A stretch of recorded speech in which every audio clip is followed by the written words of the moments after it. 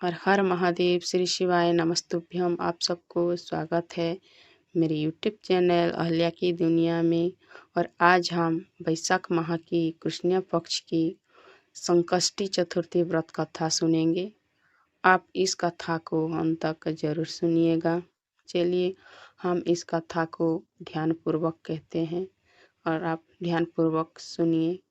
एक बार पार्वती जी ने गणेश जी से पूछा कि वैशाख माह के कृष्ण पक्ष की जो संकटा नामक चतुर्थी कही गई है, उस दिन कौन से गणेश जी का किस विधि से पूजन करना चाहिए एवं उस दिन भोजन में क्या ग्रहण करना चाहिए।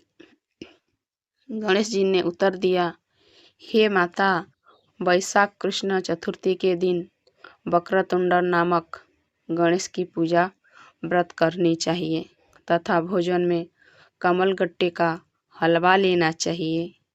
हे जननी, द्वापर युग में राजा युधिष्ठिर ने इस प्रश्न को पूछा था और उसके उत्तर में भगवान श्री कृष्ण ने जो कहा, मैं उसी इतिहास का वर्णन करता हूँ।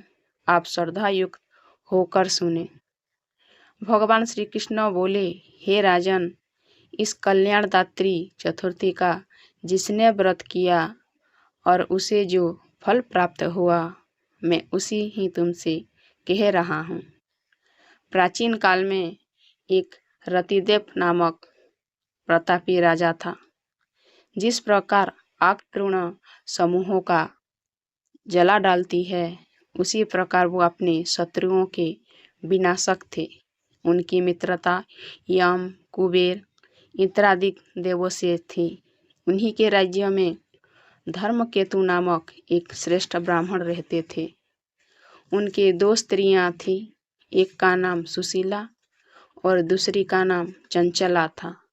सुशीला नित्य ही कोई ना कोई व्रत किया करती थी। उसने अपने शरीर को दुर्बल बना डाला था।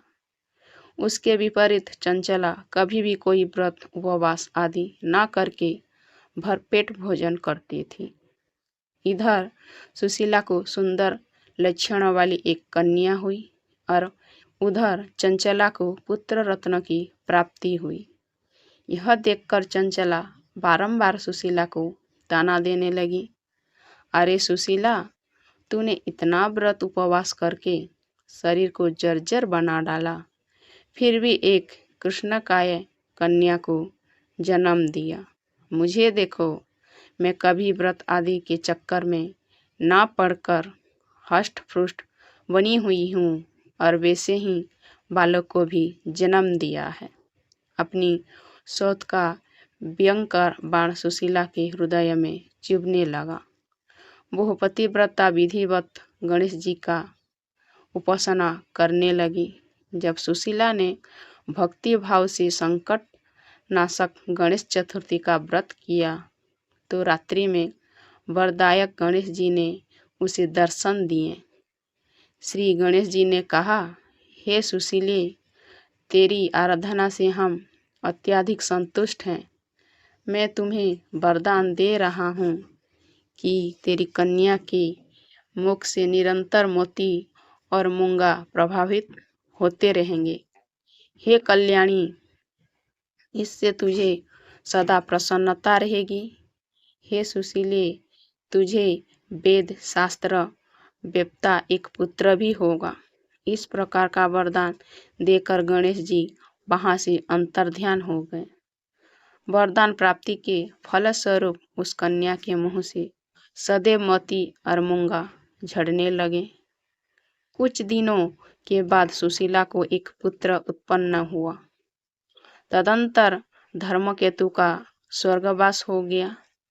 उनकी मृत्यु के उपरांत चंचला घर का सारा धन लेकर दूसरे घर में जाकर रहने लगी, परंतु सुशीला पति गृह में रहकर ही पुत्र और पुत्री का पालन पोषण करने लगी।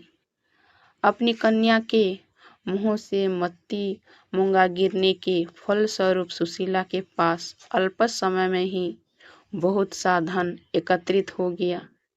इस कारण चंचला उससे ईर्ष्या करने लगी। एक दिन हत्या करने की उद्देश्य से चंचला ने सुशीला की कन्या को कुएं में ढकेल दिया। उस कुएं में गणेश जी ने उसकी रक्षा की और वो बालिका सकुशल अपनी माता के पास लौट आई। उस बालिका की जीवित देखकर चंचला का मन उद्विग्न हो उठा। वो सोचने लगी कि जिसकी रक्षा ईश्वर करता है उसे कौन मार सकता है। इधर सुशीला अपनी पुत्री को पुनः प्राप्त कर प्रसन्न हो गई। पुत्री को छाती से लगाकर उसने कहा, श्री गणेश जी ने तुझे पुनः जीवन दान दिया है। अनाथों का नाथ गणेश जी है। चंचला आकर उसके पैरों में नतमस्तक हुई। उसे देखकर सुशीला के आश्चर्य का ठिकाना ना रहा। चंचला हाथ जोड़कर कहने लगी, हे बहन सुशीला, मैं बहुत ही पापिन और दुष्ट हूँ। आप मेरे अपराध को क्षमा कीजिए। आप दयावती हैं। आपने दोनों कुलों का उद्धार कर दिया। जिसका रक्षक देवता होता है उसका मानव क्या बिगाड़ेगा। जो लोग संतों एवं सत्य पुरुषों का दोष देखते हैं वो अपनी करनी से स्वयं नाश को प्राप्त होते हैं। इसके बाद चंचला ने भी उस कष्ट निवारक पुण्यदायक संकट नाशक गणेश जी के व्रत को किया। श्री गणेश जी के अनुग्रह से परम्पर उन दोनों में प्रेम भाव स्थापित हो गया। जिस पर गणेश जी की कृपा होती है उसके शत्रु भी मित्र बन जाते हैं। सुशीला के द्वार संकट नाशक गणेश चतुर्थी व्रत किए जाने के कारण ही उसकी सोच चंचला का हृदय परिवर्तन हो गया। श्री गणेश जी कहते हैं कि हे देवी, पूर्व काल का पूरा वृत्तांत आपको सुना दिया। इस लोक में इससे श्रेष्ठ विघ्न नाशक कोई दूसरा व्रत नहीं है।